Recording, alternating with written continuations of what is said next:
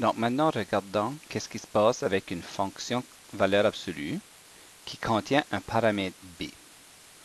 Donc ici, on va prendre l'équation, on va l'écrire comme on est habitué de le voir, c'est-à-dire qu'on va écrire la valeur absolue de moins 2x plus 6. Donc on voit ici qu'on a un paramètre b. Donc qu'est-ce qu'on fait lorsqu'on a un paramètre b? C'est qu'on va factoriser les deux termes qui sont ici, c'est-à-dire qu'on va sortir le facteur commun qui est moins 2.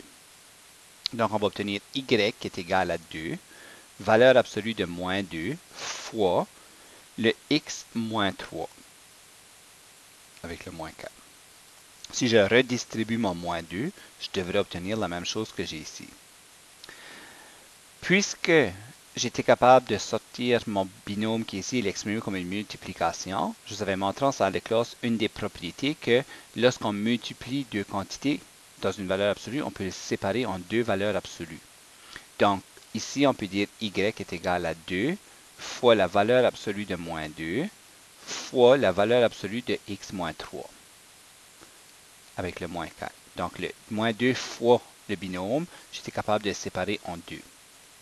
À ce moment ici, qu'est-ce que je fais? C'est que j'ai 2 fois la valeur absolue de moins 2, c'est plus 2, fois la valeur absolue de x moins 3 avec le moins 4. Et je finis avec une équation qui ressemble à y est égal à 4, valeur absolue de x moins 3, moins 4. Et à ce moment-là, le sommet est plus 3, moins 4, avec un paramètre a qui est plus 4. Et quand je viens le tracer, je peux faire la même chose que j'avais fait dans la capsule précédente.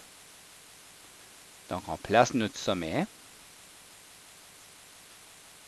qui est plus 3, 1, 2, 3 et moins 4, juste ici. Et avec un paramètre a qui est 4 qui me fait la pente, je peux faire plus 4, 1, 2, 3, 4 avec plus 1, 1, 2, 3, 4 plus 1. J'applique la symétrie, donc je fais une coordonnée ici et un autre point là, et ça me donne la fonction valeur absolue suivante. Donc voilà qu'est-ce qu'on fait lorsqu'on a un paramètre b dans notre équation pour pouvoir s'en débarrasser pour avoir tout simplement le a, le h et le k.